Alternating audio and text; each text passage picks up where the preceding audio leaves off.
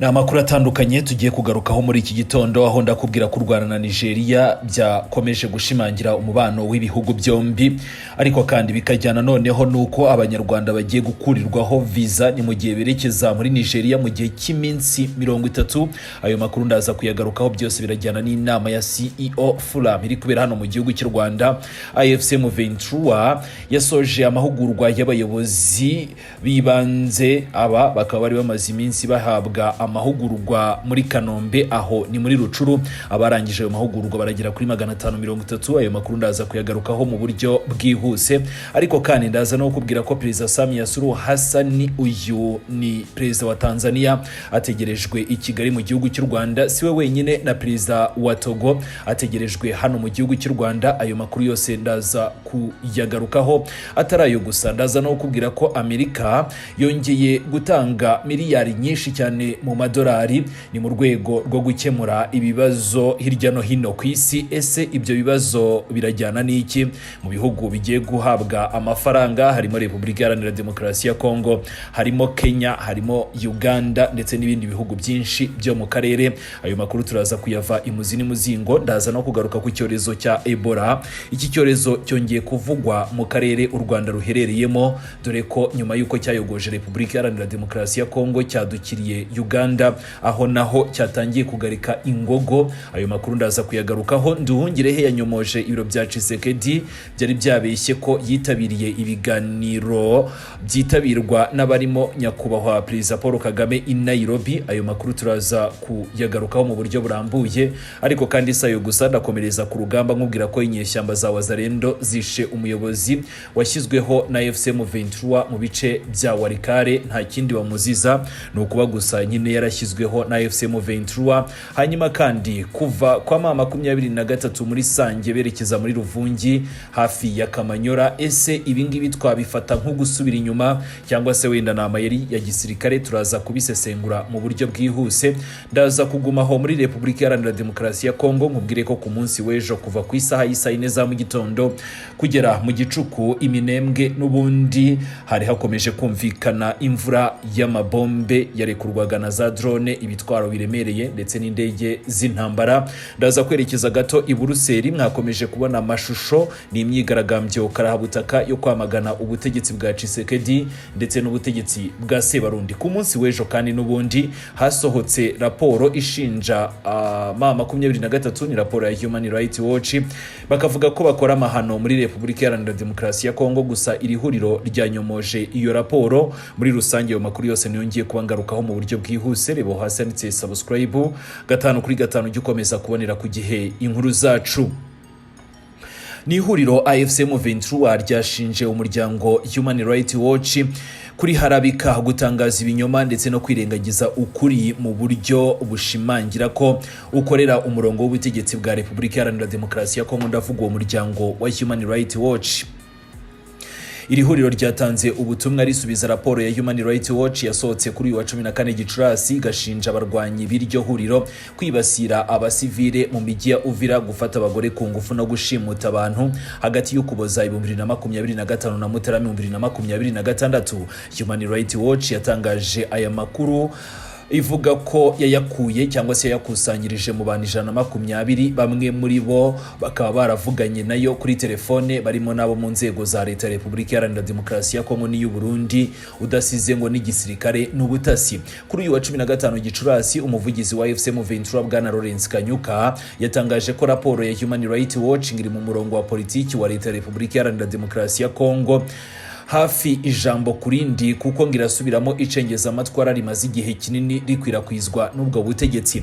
Kanyuka yagize ati AFC Ventura iributsa abanyekongo n'abanyamahanga ko atari ubwa mbere Human Rights Watch ikora amahano nk'aya.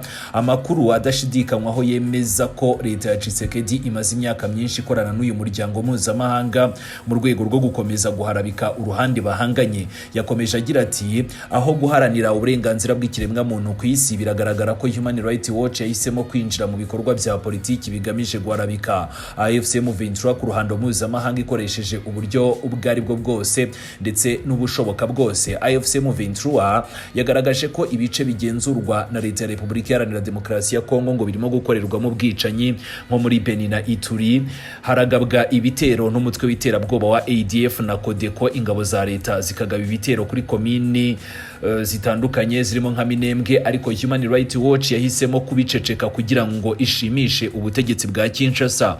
Iri huriro ryagaragaje ko ingabo za leta ya Repubulika Iharanira Demokarasi ya Kongo zikomeje gukorana n'umutwe w'iterabwoba wa FDLR washinzwe n'abagize uruhare muri jenoside yakorewe abatutsi hano mu gihugu cy'u Rwanda 94, ariko ko Human Rights Watch idashaka kubivugaho muri raporo zayo. AFC M23 yatangaje ko kubogama kwa Human Rights Watch ngo byagaragajwe muri iyi raporo yayo ngo biratuma uyu muryango utakarizwa icyizere mu buryo bukomeye, ibituma rero ibyo utangaza bidahabwa noneho agaciro.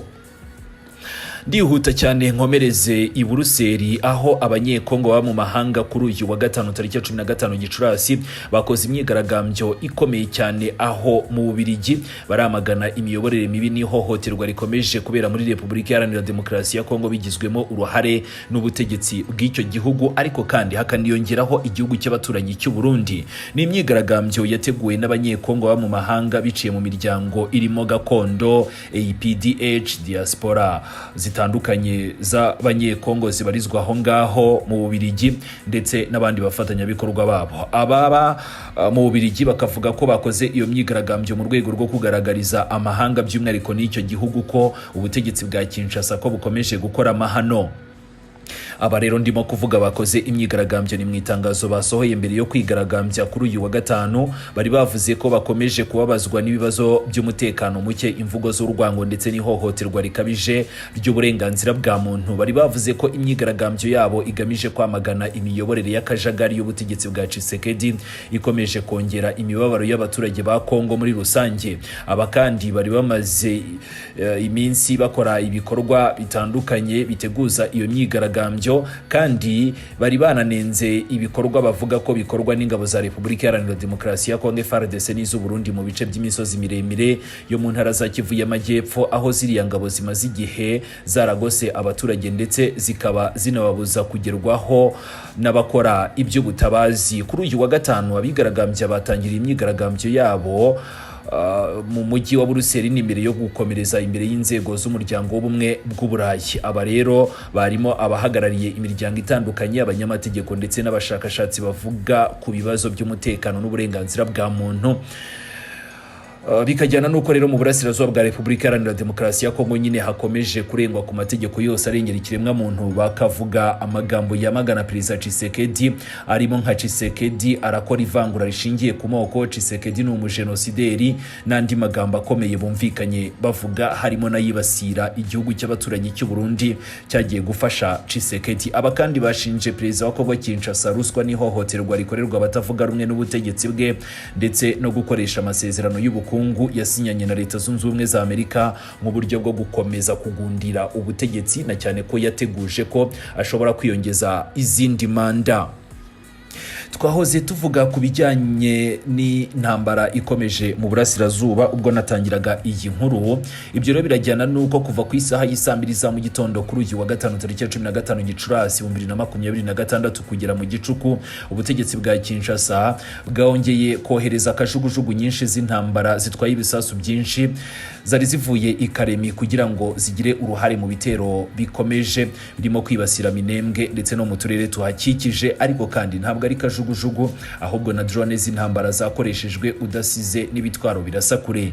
Izi ngufu za gisirikare zongerewe ku ntwaro zimaze igihe zikoreshwa mu turere dutuwe cyane twa Minembwe, zirimo indege zitagira abapilote, intwaro za rutura hamwe n'indege za Sokoi 25. Itangazo ryashyizwe ahagaragara na AFC M23 ku munsi w'ejo rikavuga ko ibi bitero bikomeye bya gisirikare ngo byemeza ko ubutegetsi bwa Kinshasa bugamije gusiba Minembwe ku ikarita ndetse no kurimbura abaturage abaturage bayo, ariko nanone bakaba babikora ngo bizeye ko bazakingirwa ikibaba n'ibihugu bimwe na bimwe bigize umuryango mpuzamahanga harimo na Leta Zunze Ubumwe za Amerika. Tshisekedi yasinyanye nazo amasezerano ajyana n'ubucukuzi bw'amabuye y'agaciro, bityo Tshisekedi akizera ko ibyo akora byose bazamurengera. AFC M23 yongeye ko iyi myumvire yo kudahana iraterwa n'ubufatanyacyaha bwo hanze ndetse no guceceka kw'amahanga bitera Kinshasa ingufu zo gukomeza ibikorwa byayo byica abaturage b'inzirakarengane. AFC M23 yongeye gushimangira ko yiyemeje bidasubirwaho kurengera no kurinda abaturage b'abasivile mu buryo bwose bushoboka. Amakuru yacu turayakomereza muri Warikare, aho umuyobozi mushya w'umudugudu wa Kateku ni mu gace ka Iremya ni groupement ya Ikobo ni muri territoire ya Warikare kuri uyu wa gatatu tariki ya 13 Gicurasi yishwe na Wazalendo ni nyuma y'amasaha 48 gusa ashyizweho n'inyeshyamba za AFC M23. Wahohotewe yiciwe iwe imbere y'umuryango we. Amakuru agera ku bitangazamakuru bitandukanye harimo na Actualite.cd akavuga ko abazarendo bamukubise ni nyuma baza kumurasa. Ibyo byose bikajyana nuko yazizwaga kuba yaratowe na mama 23 cyangwa se baramuhisemo. Impamvu y'ubwo bwicanyi kuri ubu ngubu yakomeje kubabaza abaturage benshi, ariko kandi bamwe mu bakorera imiryango iharanira uburenganzira bwa muntu bakavuga ko batangije amaperereza kuri ubwo bwicanyi. Umurambo wa nyakwigendera washyinguwe kuri uyu wa kane ushize ni mu mwuka utari mwiza mu mudugudu. N'ubwa mbere hari habaye ikintu kibi muri groupement ya Ikobo kuva yakigarurirwa n'inyeshyamba za AFC M23 zashyizeho abayobozi mu bice bitandukanye aho hantu, ariko kandi n'ubwa mbere nyine habaye aya mahano. Hagati aho kandi Minisitiri w'Ububanyi n'Amahanga n'Ubutwererane w'igihugu cy'u Rwanda Ambasaderi Olivier Nduhungirehe yanyomoje amakuru yatangajwe n'ibiro bya Perezida wa Repubulika Iharanira Demokarasi ya Kongo byavugaga ko Perezida Tshisekedi yitabiriye ibiganiro byabereye mu nama ya African Forward Summit iheruka kubera i Nairobi muri Kenya. Ni mu butumwa bwashyizwe ku rubuga rwa X na Falaha Muwamba Kayowa ukuriye itumanaho muri Presidansi ya Repubulika Iharanira Demokarasi ya Kongo, yari yavuze ko igihugu cye cyitabiriye ibiganiro byabereye muri iyo nama yahuje abayobozi batandukanye bo muri Afurika n'Ubufaransa ni ku nsanganyamatsiko yerekeye ubufatanye mu guhanga udushya no guteza imbere ubukungu. Muwamba yari yavuze ko kwa 12 Gicurasi ngo nibwo Tshisekedi yitabiriye ibyo biganiro. Usibye n'uyu n'ibitangazamakuru birimo nka BBC bari banditse iyo nkuru, ndetse anasaba kubahiriza amahame yo gukorana kw'ibihugu mu gukemura ibibazo bitandukanye. Niko ibyo biro byari byanditse nyine, kwamagana igitero cy'u Rwanda ndetse no guharanira impinduka mu mikorere y'akanama karoni gashinzwe amahoro ku isi. Ibyo nibyo abo kwa Tshisekedi bari banditse bavuga ko bavuze muri iyo nama yabereye i Nairobi.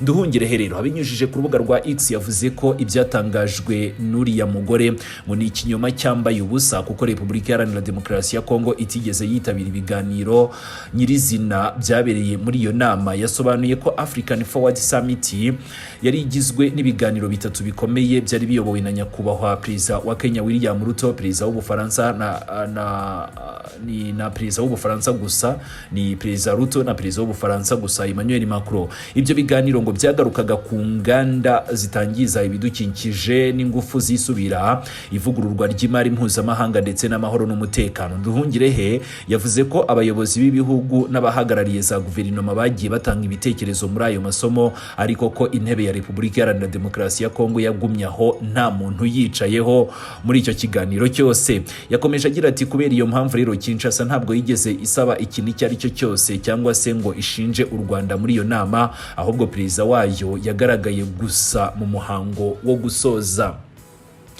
Umukuru wa diplomasi y'u Rwanda yavuze ko ubutumwa bwa Presidansi ya Repubulika Iharanira Demokarasi ya Kongo ko bugamije gusa gukora propaganda no gutanga isura y'uko Kinshasa yagize uruhare rukomeye cyane muri iyo nama, nyamara bitarabayeho, na cyane ko uwo Tshisekedi nyine yagaragaye gusa mu gihe iyo nama yarangiraga.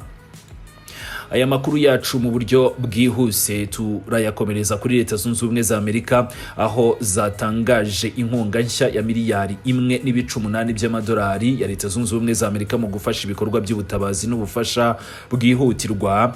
Ni mu biro by'umuryango w'abibumbye bishinzwe ibikorwa by'ubutabazi. Inkunga yatangajwe kuri uyu wa kane tariki ya 14 Gicurasi 2026 ihita ituma amafaranga yose Amerika imaze gutanga muri uyu mwaka azamuka agera kuri miliyaridi 3.8 mu madolari ya Leta Zunze Ubumwe za Amerika. Aya mafaranga azafasha abaturage bo mu bihugu 21 biri mu bibazo by'intambara, inzara, ibyorezo n'ibiza bitandukanye. Ni muri ibyo bihugu nk'uko bigaragara muri iyi raporo ngewe ndimo gusoma, harimo Repubulika Iharanira Demokarasi ya Kongo, Sudani, Ukraine, Syria, Haiti, Ethiopia, Kenya, Uganda, Nigeria, Venezuela, Lebanon ndetse n'ibindi bihugu bitandukanye. Gusa u Rwanda nta rurimo, na cyane ko impamvu z'aya mafaranga zirumvikana, nta byorezo, ibiza cyangwa se intambara u Rwanda kuri ubu ngubu ruhanganye nabyo. Abayobozi ba Amerika bavuze ko iyi nkunga igamije gufasha ibikorwa byo gutabara ubuzima bw'abaturage bafite ibibazo bikomeye by'ubutabazi hirya no hino ku isi. Tukivuga kuri ibyo byorezo, Minisiteri y'Ubuzima muri Uganda yatangaje ko habonetse icyorezo cya Ebola cyo mu bwoko bwa Bundibugyo. Abayobozi b'ubuzima baravuga ko uwo umurwayi wa mbere ngo yaturutse muri Repubulika Iharanira Demokarasi ya Kongo wazanye icyo cyorezo. Uyu murwayi cyakora cyo yapfuye tariki ya 14 Gicurasi 2026 ari mu bitaro byita ku barwayi barembye. Ni nyuma yo kugaragaza ibimenyetso birimo kuva amaraso, umuriro ndetse n'ibindi bimenyetso bikomeye bya Ebola. Uganda yahise ishyira inzego z'ubuzima mu rwego rwo hejuru rwo gukaza igenzura ndetse no gukurikirana abantu bose bashobora kuba barahuye n'uwo murwayi. Iyi nkuru ije nyuma y'uko Repubulika Iharanira Demokarasi ya Kongo cyane cyane mu ntara ya Ituri hagaragaye indi mibare iteje impungenge y'abanduye iyo ndwara ya Ebola. Inzego z'ubuzima muri Afrika zatangaje ko icyorezo cya Ebola ngo kimaze guhitana abantu nibura 65 mu ntara ya Ituri mu burasirazuba bwa RDC. Kugeza ubu hamaze kubarurwa abantu 246 bakekwaho kwandura icyo cyorezo. Ikigo cya Afrika gishinzwe gukumira no kurwanya indwara Africa CDC cyo cyatangaje ko icyo cyorezo giteye impungenge zikomeye kubera urujya n'uruza rwinshi rw'abantu muri ako gace, ibibazo by'umutekano muke ndetse nuko abaturage benshi bambuka imipaka hagati ya Repubulika Iharanira Demokarasi ya Kongo, Uganda na Sudani y'Epfo udasize n'igihugu cy'u Rwanda. Abahanga bakavuga ko ubwoko bwa Ebola bwagaragaye ngo bushobora kuba atari ubwoko bwa Zaire twari tumenyereye ya Ebola bise Zaire strain, busanzwe buzwi cyane, ibintu bishobora gutuma noneho guhungabana kw'abantu cyangwa se gukomeza kwandura kw'abantu bikomeza kuzamuka bikagera ku kigero cyo hejuru. Ibijyanye na Ebola wenda tuzakomeza kubikurikirana no mu zindi nkuru zacu, niyo mpamvu byongeye kuba mbihiniye ahangaha mu rwego rwo kugira ngo nkomereze no kuri aya makuru agaruka ku Rwanda na Nigeria. Ni leta ya Nigeria yatangaje ko abaturage b'u Rwanda bagiye kujya bemererwa kwinjira muri icyo gihugu badasabye visa, bivuze ko ufite irangamuntu azajya yerekeza muri Nigeria bakamarayo igihe kitarenze iminsi 30. Ibi birakurikira itangazo ryatanzwe na Perezida wa Nigeria Bola Ahmed Tinubu ubwo yari yitabiriye inama ya African CEO Forum iri kubera hano i Kigali. Ubuyobozi bushinzwe abinjira n'abasohoka muri Nigeria bwatangaje ko bwamaze gushyira mu bikorwa iri tegeko ryari ryatanzwe na Perezida wabo. Iyi gahunda ije nk'uburyo bwo gukomeza gushimangira umubano hagati y'ibihugu byombi, cyane cyane mu koroshya urujya n'uruza rw'abaturage hagati ya Kigali na Abuja. Iki ni icyemezo kandi gifatwa nk'igisubizo ku buryo u Rwanda narwo rwari rusanzwe rworohereza abanyanigeria kwinjira mu gihugu cyacu. Amakuru yacu turayakomereza n'ubundi muri Repubulika Iharanira Demokarasi ya Kongo, aho abantu cyangwa se abaturage 530 bo mu rwego rw'abayobozi b'ibanze b'umutwe wa FCM 23 baturutse mu mujyi wa Goma basoje amahugurwa ya ideology yabereye i Kanombe ni muri teritwari ya Rucuru kuri uyu wa gatanu tariki ya 15 Gicurasi 2026. Iri tsinda ryiswe Unitec 004 uwongozi Bola ryari rigizwe n'abakuru b'uduce, imidugudu, amakomini ndetse n'abandi bayobozi bo hasi. Abayobozi bakaba barahuguwe mu nzego cyangwa se mu ngingo zitandukanye zirimo nk'imiyoborere myiza, ubuyobozi bwegereye abaturage, umutekano, gukangurira abaturage kwifatanya n'umuryango ndetse n'ibindi bitandukanye. Uyu muhango wo gusoza aya mahugurwa wayobowe na Benjamin Bonima witabiriwe kandi n'abayobozi batandukanye barimo guverineri wa Kivu y'Amajyaruguru Bahati Musange Rasto wanatanze ikiganiro ndetse n'umuyobozi w'umujyi wa Goma Desire Ngabo Kisuba.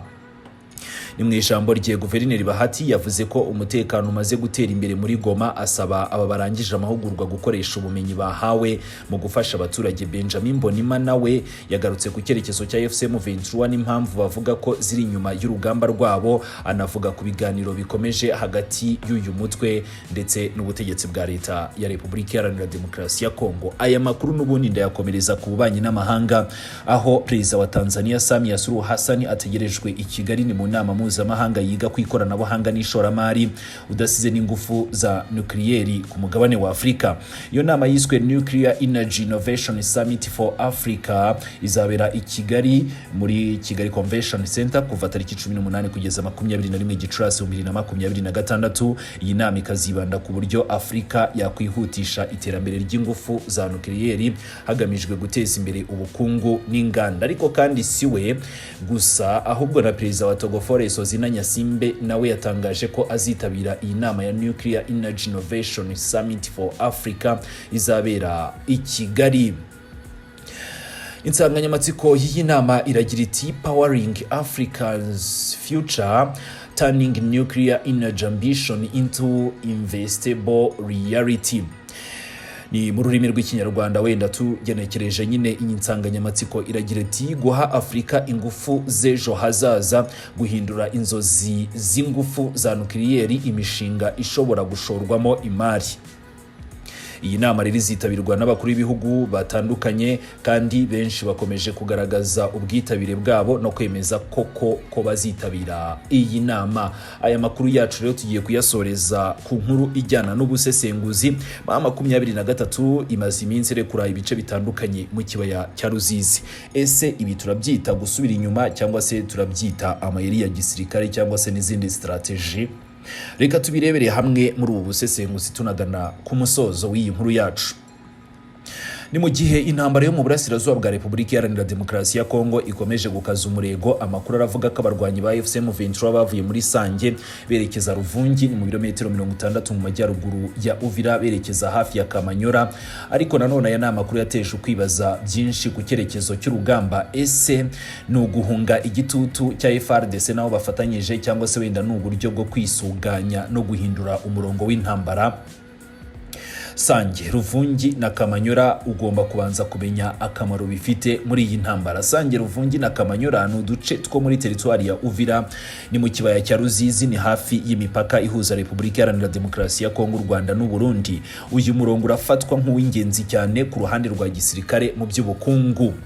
Ugenzura iyi nzira abafite ubushobozi bwo kugenzura ubuhahirane hagati ya Bukavu na Uvira, gukurikirana urujya n'uruza rw'ibikoresho bya gisirikare ndetse no kwimura ingabo mu buryo bwihuse. Kamanyora by'umwihariko irafatwa nk'irembo ryinjira cyangwa se risohoka muri Kivu y'Amajyepfo. Ugenzura rero aka gace abashobora no gukurikirana ibikorwa byinshi byo mu kibaya cya Ruzizi ndetse no gushyira igitutu ku mihanda minini ikoreshwa n'ingabo ndetse n'abacuruzi. Kuki rero AFCM 23 ishobora kuba yaratangiye kuva muri Sange? Abasesenguzi mu by'intambara baravuga ko hari impamvu nyinshi zishobora kuba ziri inyuma y'iyi myitwarire cyangwa se izi ngamba za 23. Icyambere hari ukwirinda kugotwa. Ni mu minsi yashize FARDC, Wazalendo ndetse n'ingabo z'u Burundi bakashije ibikorwa mu duce twa Uvira na Rusizi. AFCM 23 ishobora kuba yarahisemo kuva muri Sange kugira ngo yirinde kugotwa cyangwa se wenda kugabanyirizwa inzira zo kubona ibikoresho n'ubufasha. Ni mu ntambara z'imitwe yitwaje intwaro gusubira inyuma suko buri gihe biba ari ugutsindwa. Hari ubwo bikorwa wenda hagamijwe kubungabunga abasirikare, kugabanya igihombo ndetse no gutegura indi mirongo mishya y'urugamba. Ariko kandi nubwo tuvuze wenda kuri iyi mpamvu, hari n'izindi zitandukanye. Hari ugushyira imbaraga kuri Kamanyora nk'igice cy'ingenzi kuri aba barwanyi. Kwerekeza hafi ya Kamanyora bishobora gusobanurwa cyangwa se wenda gusobanura ko AFCM 23 irimo gushaka gushyira imbaraga ku nzira nyamukuru ijya Bukavu, gukaza igitutu ku buyobozi bwa Kivu y'Amajyepfo cyangwa se wenda guca inzira z'itumanaho za FARDC. Iyo Kamanyora ihungabanye, Bukavu ishobora kujya ku gitutu gikomeye cya gisirikare n'ubukungu, cyane cyane ku buhahirane n'itumanaho rihuza Amajyepfo ya Kivu n'utundi duce. hari wenda n'icyo twafata nk'amayeri y'intambara. AFC M23 twavuga ko imaze igihe ikoresha uburyo bwo kwimuka vuba ndetse no guhindura imirongo y'urugamba. Hari ababona ko kuva muri Sange bishobora kuba ari uburyo bwo kuyobya FARDC gukurura ingabo za leta ahandi cyangwa se gutegura ibitero bishya mu buryo butunguranye. Iri rero twavuga ko ari irindi hame M23 ikunze gukoresha. Ariko nanone rimwe na rimwe nubwo aya mayeri akoreshwa na M23, hari aho umutwe witwaje intwaro ushobora kuva ahantu hamwe ugamije gutuma umwanzi yimura imbaraga ze, ubundi hakabaho noneho igitero ku wundi murongo. Ibyo nabyo twagiye tubibona muri iyi ntambara igiye kumara imyaka 5 yose cyangwa se ahubwo igiye no kurenga 5. Si ibyo gusa dushobora kugarukaho, dushobora no kubihuza n'igitutu mpuzamahanga gikomeje kugenda kigaragara. AFC M23 ishobora kuba koko yarasubiye inyuma mu rwego rwo kugaragariza abahuza ko ikomeje gushyira imbere ingamba z'ubwizerane ndetse no kwizera ibiganiro, ariko kandi bishobora no kujyana n'igitutu cya gisirikare nk'uko ibitangazamakuru birimo na Reuters bikomeje kugenda bibigaragaza. Hanyuma rero ibi bivuze iki ku mutekano wa Kivu y'Amajyepfo? Niba koko AFC M23 irimo kwegera Kamanyura, bishobora kugira ingaruka zikomeye cyane ku mutekano n'ubuzima bw'abaturage. Abaturage benshi bashobora guhunga, ubuhahirane hagati ya Bukavu na Uvira bukadindira, ndetse ikibazo hagati ya Repubulika Iharanira Demokarasi ya Kongo n'ibihugu by'ibituranyi kigakomeza gukomera. Hari kandi mu ngenge ko imirwano ishobora kwimukira hafi y'imipaka, ibintu bishobora kongera ubushyamirane bwa diplomasi hagati ya Kinshasa n'ibihugu byo mu karere, cyane cyane igihugu cy'u Rwanda. Ni mu gihe basubira Kamanyura bakongera kubarasaho, birumvikana ko ibisasu bishobora kongera kugwa mu gihugu cy'u Rwanda nk'uko byagenze, ibishobora gutuma nanone ibihugu byombi byongera gushyamirana. Ni ku rundi ruhande, niba FARDC ibona ko irimo gusunika AFC M23 inyuma, bishobora gutuma ubutegetsi bwa Kinshasa burushaho kwizera ko bushobora gutsinda urugamba aho gushyira imbere ibiganiro bya politiki, bityo rero bikaba byahindura ibyo twari twiteze mu minsi iri imbere. Hanyuma rero tukibaza tuti ese AFC M23 koko yabirimo gutsindwa? Ubwo turimo turanagana ku musozo, kandi nubwo hari abashobora kubona uku kwimuka nk'insinzi ya FARDC, amateka y'iyi ntambara agaragaza ko AFC M23 ikunze kuva mu gace runaka igamije kwisuganya, hanyuma ikagaruka ifite imbaraga cyangwa se wenda yafunguye indi murongo mushya. Niyo mpamvu rero hakiri kare kwemeza ko irimo gutsindwa cyangwa se gutsinda. Ikigaragara nuko urugamba rurimo guhindura isura, kandi buri ruhande rurimo gushaka uburyo bwo kugumana imbaraga ku kibuga cy'imirwano. Ni muri make kuva kwa AFC M23 muri Sange berekeza Iruvungi no hafi ya Kamanyura bishobora kuba ari ikimenyetso cy'impinduka zikomeye mu rugamba rwo mu burasirazuba bwa Repubulika Iharanira Demokarasi ya Kongo. Bishobora kuba uburyo bwo kwirinda igitutu cya gisirikare, ariko nanone bikaba igice cy'amayeri yo gutegura indi ntambwe y'urugamba. Ni mu gihe abaturage bakomeje guhura n'ingaruka z'intambara, ikibazo gikomeye gisigaye ni ukumenya niba iyi myubakire izakurikirwa no kwiyongera kw'imirwano, cyangwa se niba wenda izafungura indi nzira y'ibiganiro bya politiki n'amahoro. Nibyo tuzakomeza gukurikiranira hafi natwe.